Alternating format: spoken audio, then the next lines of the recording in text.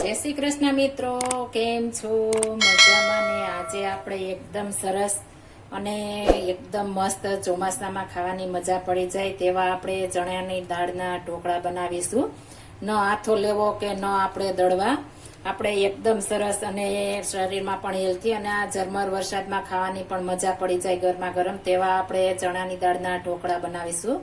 આપણે આ ચણાની દાળના ઢોકળા બનાવવા માટે મેં 1 કપ દાળ 1 કલાક માટે 2 પાણીએ ધોઈને પલાળી દીધી હતી. તો આપણે સરસ સોફ્ટ થઈ ગઈ છે. આ રીતના સોફ્ટ થાય તેવી આપણે પલળવા દેવાની છે. હવે આપણે આને સરસ ક્રશ કરી લેશું. પહેલા આપણે ધોવાની છે દાળ, ધોયા વિના આપણે કાંઈ કરવાનું નથી. ધોઈને પછી જ આપણે પલાળવાની છે. તો તેમાં આપણે પાણી કાઢીને આપણે નાખવાની છે દાળ. પાણી નથી રહેવા દેવાનું, આપણે નિતારીને નાખી દેશું. આપણે એકદમ સરસ ફાઇન દળી લેવાનું છે. આપણે પાણી કાઢી લીધું છે અને દાળ નાખી દીધી છે. હવે તેમાં જોઈએ તો આપણે 1 ઇંચ આદુનો ટુકડો નાખી દેશું, 2 તીખા મરચાં. તમે તીખું જેવું ખાતા હોવ તે પ્રમાણે નાખી શકો છો.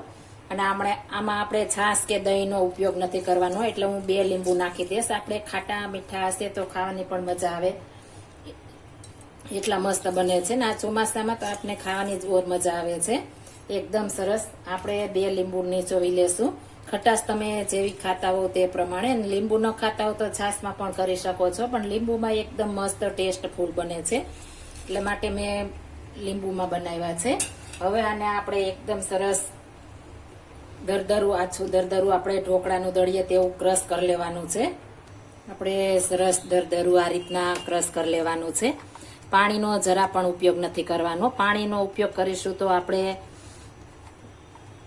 ઢીલું થઈ જશે. આપણે પછી આગળ જરૂર પડે તો જ નાખવાનું છે, નહીતર આપણે નાખવાનું નથી. એટલા માટે આપણે પાણીનો જરા પણ ઉપયોગ નહીં કરીએ.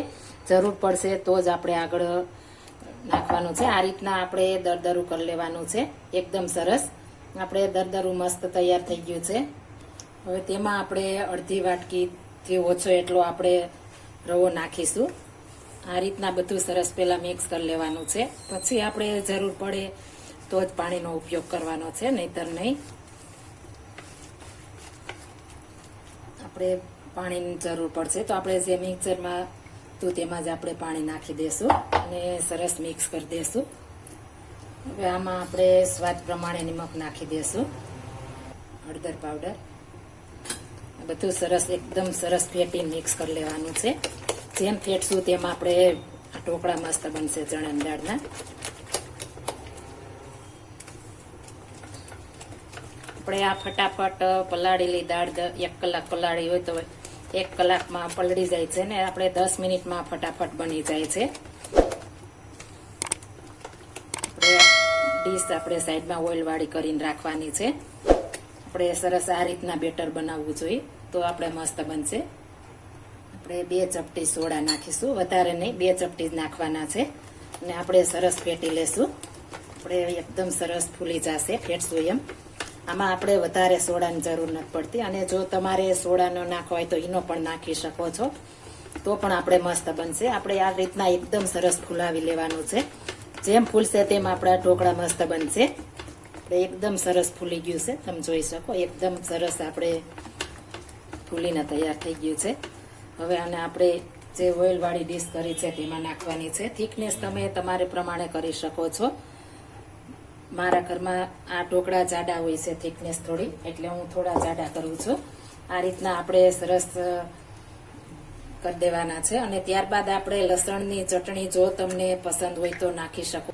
મારા ઘરમાં બધાને આ ઢોકળામાં લસણની ચટણી જોઈએ છે, તો મારા આ વઘારેલી ચટણી છે. આનો વિડીયો તમારે જોવો હોય તો મારી ચેનલમાં જોઈ શકો છો, મેં આગળ મૂકી દીધો છે. એકદમ સરસ આ ચટણી હશે ને તો આપણો ઢોકળા પણ એકદમ મસ્ત બનશે. ખાવાની પણ આપને મજા પડી જાય તેટલા મસ્ત આપણે આ બને છે. આ રીતના આપણે જેટલું તીખું ખાતા હોય એ પ્રમાણે નાખી શકો છો. હવે આપણે તેની ઉપર થોડું થોડું બેટર નાખી દઈશું. આ રીતના ઉપર જો તમારે રાખવું હોય તો ઉપર પણ રાખી શકો છો, પણ આ રીતના હશે તો આપણે ખાવાની મજા આવશે, એટલા માટે આપણે આ રીતના નાખી દઈશું બેટર.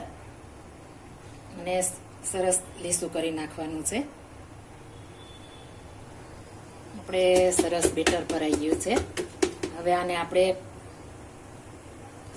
આપણે ઢોકરીયું મૂકી દીધું છે. તેમાં 2 લીંબુના છોતલા આપણે નીચોવ્યા હતા તે નીકળ્યા તેને મૂકી દેશું અને ઉપરથી આપણે આ ડીશ મૂકી દેશું. આમાં જો તમે મરી પાવડર ખાતા હો તો તે પણ નાખી શકો છો અને ઉપરથી આપણે ધાણા ભાજી સ્પ્રિંકલ કરી દેશું. આપણે દાંડલીવાળા ધાણા ભાજી નાખવાના છે, તેનાથી એકદમ મસ્ત આપણે આ ઢોકળાનો ટેસ્ટ આવશે. હવે તેને આપણે 10 મિનિટ માટે ચડવા દેશું. આપણે 10 મિનિટ સુધી આપણે ખોલવાનું જ નથી. આપણે 10 મિનિટ થઈ ગઈ છે, ચેક કરી લેશું. એકદમ સરસ આપણે ચડી ગયા છે. આપણે છરી વડે એકદમ ક્લીન છરી આવે છે, તો આપણે સરસ ચડી ગયા છે. આપણે થોડી વાર ઠંડા થવા દેશું, ત્યારબાદ આપણે પીસીસ પાડવાના છે. આપણે સરસ ઠંડા થઈ ગયા છે અને પોચા પણ આપણે એટલા મસ્ત બન્યા છે. પહેલા આપણે સાઈડમાં આ રીતના છરી લગાવી લેશું એટલે આપણે ફટાફટ અને સરસ નીકળે. હવે ઊભા ચેકા તમારે જેવડા પાડવા હોય તેવડા પાડી શકો છો. આ રીતના આપણે શેકા પાડી લેશું, આડા ને ઊભા.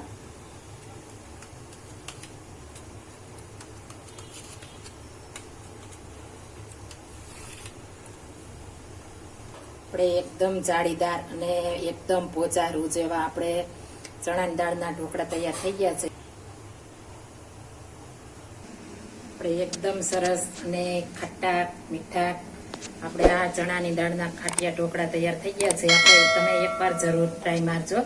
આ ખાટિયા ઢોકળા તમે બાળકોને લંચ બોક્સમાં ભરી દેશો તો તેને ખાવાની પણ મજા પડી જશે ને તેના મિત્રો પણ કહેશે કે કઈ રીતના બનાવ્યા, તેટલા મસ્ત બને છે. જો આ મારી રીત પસંદ આવી હોય તો મારી ચેનલ લાઈક, શેર અને સબસ્ક્રાઇબ કરી દેજો. ફરી મળીશું નવી રેસીપી લઈને. જય Shri Krishna. Thank you for watching guys.